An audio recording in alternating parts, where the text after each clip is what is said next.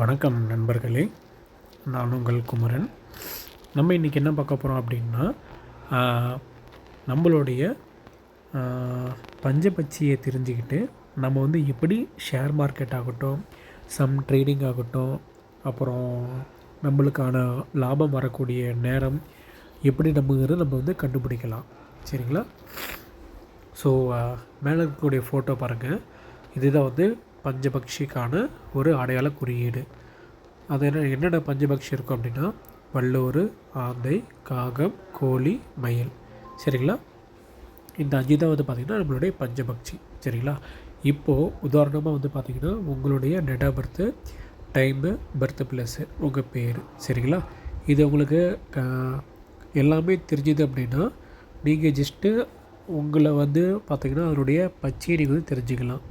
இப்போது உதாரணமாக பார்த்திங்கன்னா ஒருத்தர் வந்துட்டு மயில் பட்சி நட்சத்திர பட்சியாக வந்தது அப்படின்னா, உதாரணமாக அவங்க வந்துட்டு அவிட்டம், சதயம், புரட்டாதி, உத்திரட்டாதி, அப்புறம் ரேவதி, இதில் வந்துட்டு வளர்பிறை திதியில் பிறந்திருந்தாங்க அப்படின்னா அவங்களுக்கு வந்து பட்சி பார்த்திங்கன்னா மயிலாக வரும். சரிங்களா? இதே மாதிரி ஒரு கணக்கு இருக்குது, சூட்சம கணக்கு இருக்குது.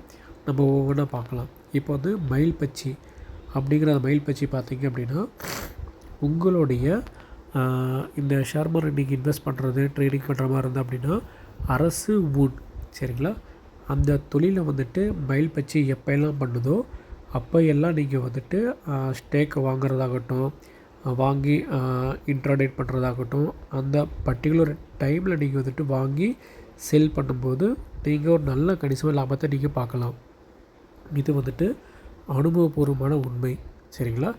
அதே போல் உங்களுக்கு அப்படிங்கிறது ஒரு படுபட்சி நாள் இருக்கும். அந்த படுபட்சி நாளில் தப்பி தவறி கூட நம்ம வந்துட்டு எந்த ஒரு ஸ்டாக்கும் வாங்கக்கூடாது, செல்லும் பண்ணக்கூடாது. நம்ம அந்த படுபட்சி பார்த்திங்க அப்படின்னா இந்த மயிலுக்கு பார்த்திங்க அப்படின்னா புதன்கிழமை வரும்.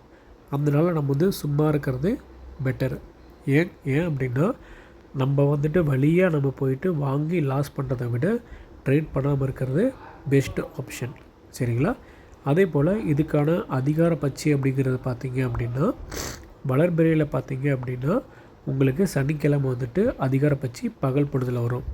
அதே போல் வளர்பிறை பார்த்திங்க அப்படின்னா இரவு நேரத்தில் பார்த்திங்க அப்படின்னா உங்களுக்கு வியாழக்கிழமை, அதாவது பகல் இரவு அப்படிங்கிறது காலை 6 மணியில் வந்துட்டு சரிங்களா சாயந்தரம் 6 மணி வரைக்கும். இரவு பொழுதுங்கிறது ராத்திரி சாயந்தரம் 6 மணிலேருந்துட்டு பகல் 6 மணி வரைக்கும் இரவு பொழுது. அதே போல் தேய்பிரை திதியில் பார்த்திங்க அப்படின்னா இந்த அதிகார பட்சி மயிலுக்கு பார்த்திங்கன்னா திங்கட்கிழமை வரும் உங்களுக்கு. சரிங்களா?